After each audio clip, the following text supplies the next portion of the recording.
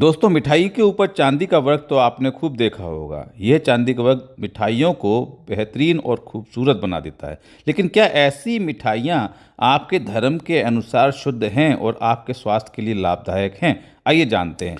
ऐसा माना जाता है कि ये चांदी का वर्क बनाने के लिए, इसकी इतनी महीन सी पतली सी पन्नी बनाने के लिए, जिसको ईडिबल सिल्वर फॉइल भी कहा जाता है, आप देखेंगे कि किस तरीके से इस छोटे छोटे चांदी के टुकड़ों को इन कुछ पत्तों के बीच में रखा जाता है। ये कुछ आप देखेंगे पेपर टाइप का है, लेकिन ऐसा बताया जाता है कि ये यहाँ पर जो है जानवर की खाल का प्रयोग किया जाता है।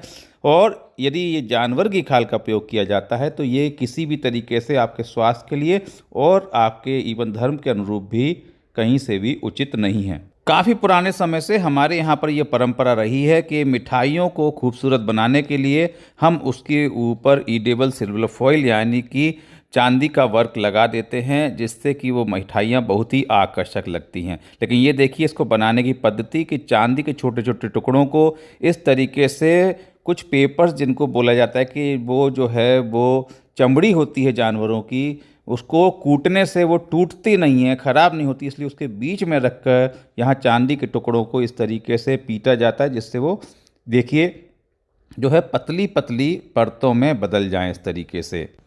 पुराने समय में तो निश्चित ही इस तरीके से ये जानवर की जो खाल होती है, चमड़ी होती है, उसी का प्रयोग करके ये सिल्वर फॉइल बनाई जाती थी।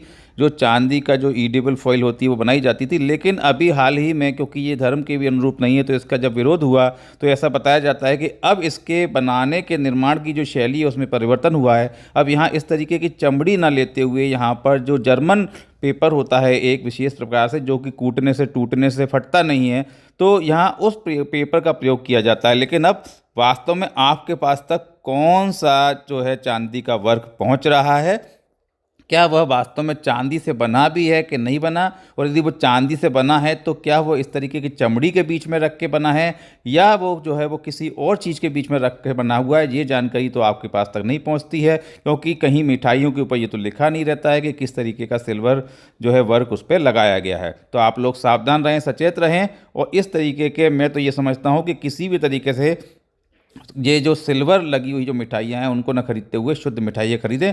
केवल दिखावे पे ना जाएं। इस तरीके से दिखावे पे लोग चले जाते हैं कि जब चांदी का वर्क लग जाता है तो मिठाइयाँ सुंदर लगने लगी। लेकिन मैं तो समझता हूँ कि आप प्रयास ये करें कि बिना जो सिल्वर वर्क वाली मिठाइयाँ ही खरीदें। आपको मैं बता दूँ कि पहले कई सारी इस तरह की खबरें भी काफ़ी प्रसारित हुई हैं कि कई जगह पर इस तरह की चीज़ें पाई गई थी कि चमड़ी के बीच में रखकर चांदी का वर्क बनाया गया था। अब ये जो परिवर्तन हुआ है कि कोई जर्मन पेपर के बीच में रख के बनाया जाता है, तो ये परिवर्तन तो ठीक है, लेकिन उसके बाद भी इसमें इस बात का भी संशय है कि वास्तव में चांदी का प्रयोग करते हैं या नहीं। तो मैं फिर से आप लोगों को यही सलाह दूंगा कि आप शुद्ध मिठाइयाँ खाएं जिसमें यदि चांदी का वर्क ना भी लगा हो, वो सुंदर दिखें या ना दिखें, लेकिन स्वास्थ्य के लिए लाभदायक अवश्य होना चाहिए और आपके धर्म के अनुरूप भी होनी चाहिए।